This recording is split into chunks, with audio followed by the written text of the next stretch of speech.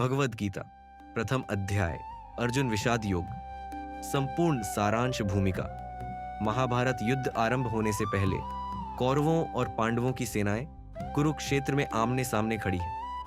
पांडवों की ओर से अर्जुन के सारथी स्वयं भगवान श्री कृष्ण हैं। इसी समय अर्जुन युद्ध को लेकर गहरे मानसिक और भावनात्मक द्वंद्व में पड़ जाते हैं।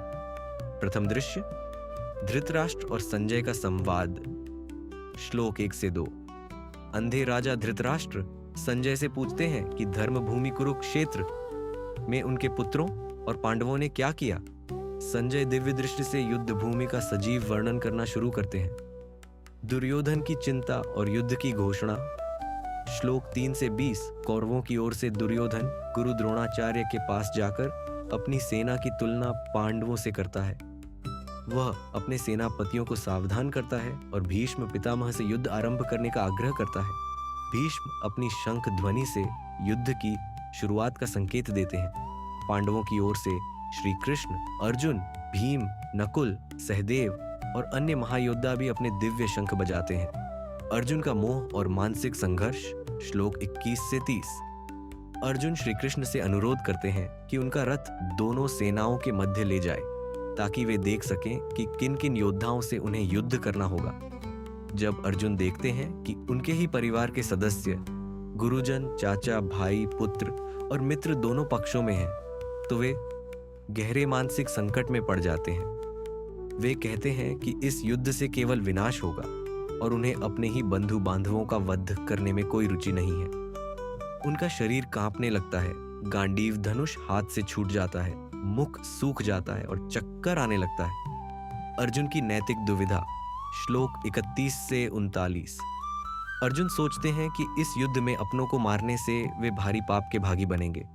वे तर्क देते हैं कि परिवारों के नाश से कुल धर्म, परिवार की नैतिक परंपराएं का विनाश होगा, जिससे पाप और अधर्म बढ़ेगा।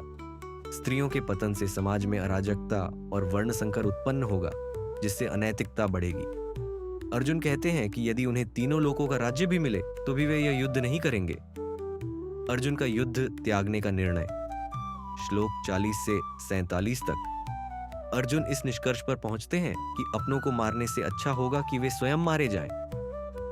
वे अपना धनुष बाण त्याग कर रथ के पिछले भाग में शोकग्रस्त होकर बैठ जाते हैं। यह अध्याय अर्जुन के मानसिक संघर्ष और दुविधा को दर्शाता है, जिससे आगे श्री कृष्ण का दिव्य उपदेश प्रारंभ होगा। अध्याय से सीख और संदेश। भावनात्मक और नैतिक संघर्ष। अर्जुन का मानसिक द्वंद्व दिखाता है कि जीवन में कई बार हम नैतिक दुविधाओं में पड़ जाते हैं और हमें सही मार्गदर्शन की आवश्यकता होती है। धर्म और कर्तव्य। केवल भावनाओं के आधार पर निर्णय नहीं लेना चाहिए, बल्कि धर्म और कर्तव्य को ध्यान में रखकर कार्य करना चाहिए। मार्गदर्शन की आवश्यकता। अर्जुन के लिए श्री कृष्ण गुरु बनते हैं, जो दर्शाता है कि हमें कठिन समय में सही मार्गदर्शक की आवश्यकता होती है। निष्कर्ष। प्रथम अध्याय अर्जुन विषाद योग गीता का सबसे महत्वपूर्ण आधार है, क्योंकि यह कृष्ण के दिव्य उपदेशों की पृष्ठभूमि तैयार करता है। यह अध्याय हमें यह सिखाता है कि जीवन में आने वाली नैतिक दुविधाओं से बाहर निकलने के लिए हमें ज्ञान और मार्गदर्शन की शरण लेनी चाहिए।